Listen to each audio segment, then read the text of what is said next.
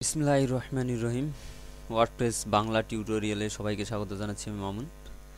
শিক্ষার্থী বন্ধুরা, গত পর্বে আমরা মিডিয়া নিয়ে আলোচনা করছিলাম। আজকে আমরা পেজ নিয়ে আলোচনা করব।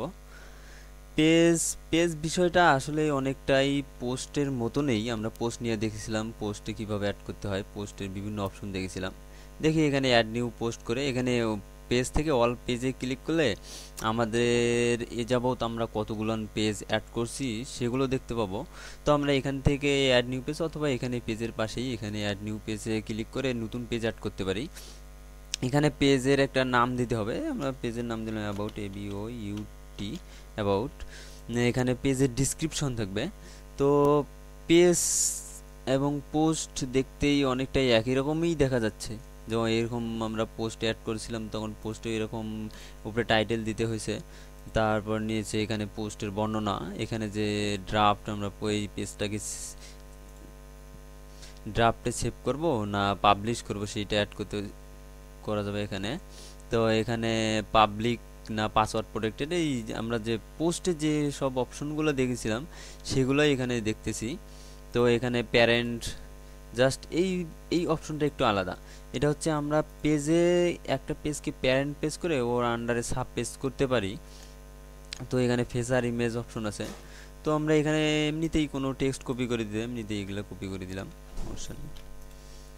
সেখানে পেস্ট করে তো আমরা এখানে পাবলিশ করতে পারি।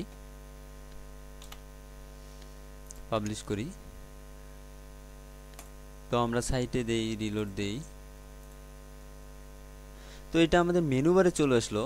কারণ আমাদের যে এখানে অ্যাপিয়ারেন্স থেকে এই মেনু বারে, এখানে মেনুসে এখানে আমাদের বাই ডিফল্ট পেজ দেয়া আছে। পেজ আমাদের মেনু বারের লোকেশন হিসেবে বাই ডিফল্ট ভাবে সে পেজ নিয়ে নেবে। যদি কোনো মেনু বারে নির্দিষ্ট করে না দেওয়া থাকে তাহলে সে পেজ নিয়ে নেবে।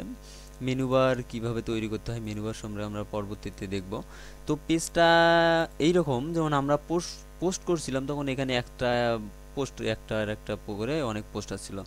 তো পেজটা মূলত এইগুলোর কারণে ব্যবহার হয়। যেমন ধরুন আপনাদের পেজে আমরা একটা অ্যাবাউট সম্পর্কে একটা পেজ রাখতে চাচ্ছি, যেখানে আমি এই সাইট সম্পর্কে লিখবো বা যে সাইটের ওনার অ্যাডমিন তার সম্পর্কে থাকবে। তারপর আরেকটা চাচ্ছি যে আমরা কন্টাক্ট নামে পেজ অ্যাড করব, যেখানে সাইটের অ্যাডমিনের সঙ্গে যোগাযোগ বা কন্টাক্ট করার জন্য ইনফরমেশন থাকবে। তো মূলত এই কাজগুলাই পেজ দিয়ে করানো হয়। তো আমরা চাইলে এইভাবে পেজ অ্যাড করে আমাদের বিভিন্ন ইনফরমেশন দিতে পারি। পেজ পোস্ট অনেকটা আলাদা হলেও কিছু পার্থক্য আছে। যখন আমরা পরবর্তীতে কোনো প্রজেক্ট করব, বড় ধরনের প্রজেক্ট নিয়ে আলোচনা করব, তখন সেটা বিষয়টা আরও ক্লিয়ার হওয়া যাবে। তো পেজ মূলত এইরকমই, একটুকুই জেনে রাখি। পেজ পোস্টের মতো নেই। পেজে এখানে আমরা বিভিন্নভাবে এডিট, ডিলিট, আপডেট বিভিন্ন কিছু করতে পারবো। এখানে আমরা কালার চেঞ্জ করতে পারবো, বোল্ড, ইতালিক, যা কিছু আমরা পোস্টে আর কি যা যা করছিলাম তার সব অপশনেই এখানে আছে। এখানে ভিজুয়াল, এখানে টেক্সট, এখানে আমরা HTML কোড লিখতে পারি। এখানে সব অপশনেই আছে। তো পেজে আমরা এইভাবে মডিফাই করে পাবলিশ করতে পারি। তো আপডেটে ক্লিক করি। ওকে, দেখি এখন আমাদের সাইটে। তো আমরা অ্যাবাউটে ক্লিক করি।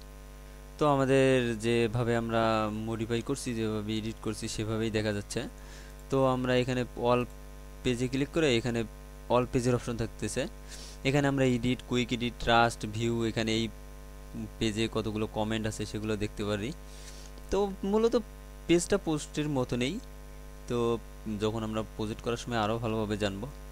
তো আজ এ পর্যন্তই। সকলে ভালো থাকুন। আসসালামু আলাইকুম।